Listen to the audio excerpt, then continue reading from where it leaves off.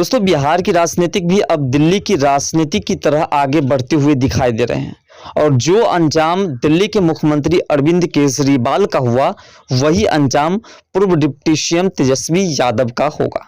जिस प्रकार से अरविंद केजरीवाल जेल के अंदर है, उसी प्रकार से तेजस्वी यादव भी जेल के अंदर होंगे। ये संकेत स्पष्ट रूप से दिखाई दे रहे हैं। आखिर क्यों, इसका मामला क्या है, आगे समझने का प्रयास करेंगे। लेकिन सबसे पहले जानिए कि अरविंद केजरीवाल की वो इतिहास जो अरविंद केजरीवाल मुख्यमंत्री बनने से पहले वादे किए थे। दरअसल बात है कि अरविंद केजरीवाल जब सत्ता में आने के कगार पर थे, तो उससे पहले अरविंद केजरीवाल ने दिल्ली के तमाम जनताओं से अपील की थी, दिल्ली के तमाम जनताओं से वादा किया था कि 200 यूनिट बिजली फ्री होगी। उसके बाद उन्होंने एक के बाद एक फ्री योजना लॉन्च की, जिसको लेकर के दिल्ली के अंदर हड़कंप मच गया।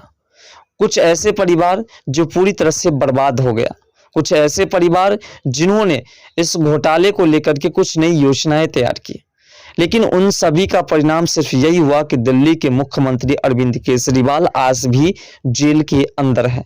और ऐसा ही सिलसिला बिहार के अंदर भी शुरू होने जा रहा है। बिहार के पूर्व डिप्टी सीएम तेजस्वी यादव ने स्पष्ट शब्दों में कह दिया है कि अगर हमारी सरकार बनी तो बिहार की जनता को 200 यूनिट बिजली मुफ्त दी जाएगी।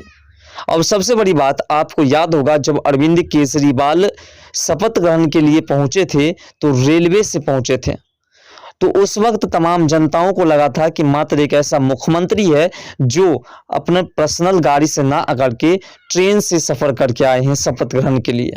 उन्होंने साफ शब्दों में कहा था कि मुख्यमंत्री जिस कंडीशन में आज हूं हम, वैसे ही कंडीशन में आगे भी रहेंगे। लेकिन कुछ दिनों के बाद आपको शायद सुनने को मिला होगा कि एक शीश महल को सजाने में 45 करोड़ रुपए खर्च किए गए थे अरविंद केजरीवाल द्वारा। तो यही सिलसिला अब बिहार की राजनीतिक में शुरू हो चुकी है। बिहार में 200 यूनिट बिजली मुफ्त दी जाएगी, ऐसी योजनाएं तेजस्वी यादव ने लॉन्च करनी शुरू कर दी है। जिस प्रकार से 2024 लोकसभा चुनाव में आपने देखा आरजेडी, सपा और कांग्रेस किस प्रकार से एक खटाखट योजना को जो है लोगों को लालच के रूप में देना शुरू किया और उसके माध्यम से लोगों से वोट कलेक्ट की, लेकिन उसका बाद में परिणाम आपने देखा कि क्या हुआ। वैसी ही घटना आगे भी घटेगी। तेजस्वी यादव बोले बिहार देश के उन राज्यों में शामिल है जहां सर्वाधिक महंगी बिजली लोगों को दी जा रही है। तो सबसे बड़ी बात, जिस वक्त तेजस्वी यादव सत्ता में थे, जिस वक्त नीतीश कुमार जी और तेजस्वी यादव जी की सरकार चल रही थी, उस वक्त क्यों नहीं इस जो है प्रक्रिया पर ध्यान दिया गया। तो ये सबसे बड़ी बात है। नेता विरोधी दल तेजस्वी यादव फिलहाल कार्यकर्ता और संवाद यात्रा के तहत बीते 2 दिनों से बिहार के अलग अलग हिस्सों के भ्रमण कर रहे हैं। इस कार्यक्रम के तहत वे पार्टी के प्रखंड स्तर के चुनिंदा कार्यकर्ता एवं नेताओं से मुलाकात कर रहे हैं और उनसे यह जानने की कोशिश कर रहे हैं कि पार्टी में कहां और किस स्तर का पर दिक्कत है। इसके साथ ही चुनाव से संबंधित फीडबैक भी ले रहे हैं।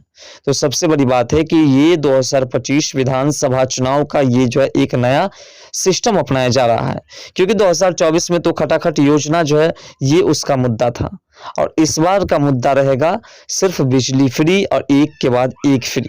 नीतीश कुमार जी ने बिहार के अंदर 2016 में शराबबंदी की थी, लेकिन ये सिलसिला फिर से चालू करने के लिए और एक के बाद एक फ्री करने की तमाम योजनाएं सेट की जा रही है। तेजस्वी यादव ने अपनी कार्यकर्ता संवाद यात्रा 10 सितंबर से शुरू की, जो पहले चरण में 17 सितंबर तक जारी रहेगी। इस दौरान वह समस्तीपुर, दरभंगा, मधुबनी, मुजफ्फरपुर की कुल 40 विधानसभा क्षेत्र में जाएंगे। इसी कड़ी में वे बुधवार को समस्तीपुर में थे। यहां उन्होंने कार्यकर्ताओं संवाद के दौरान स्थानीय मीडिया से कहा कि देश और बिहार में एनडीए की सरकार है, यह लोग झूठे वादे करने वाले लोग हैं। बिहार का आम नागरिक आज बिजली से जुड़ी समस्याओं की वजह से सबसे ज्यादा परेशान है, लेकिन उनकी समस्या का निदान कहीं नहीं हो रहा है। इतना ही नहीं, बिहार में सबसे ज्यादा महंगी बिजली भी है। तो सबसे बड़ी बात है कि बिहार के अंदर जब कई सालों तक आरजेडी पार्टी की सरकार रही और जब उस वक्त क्राइम उत्कट सीमा पर थी, उस वक्त बिहार में जंगल राज था, तो उस वक्त की बातों को क्यों नहीं आज उजागर किया जाता है।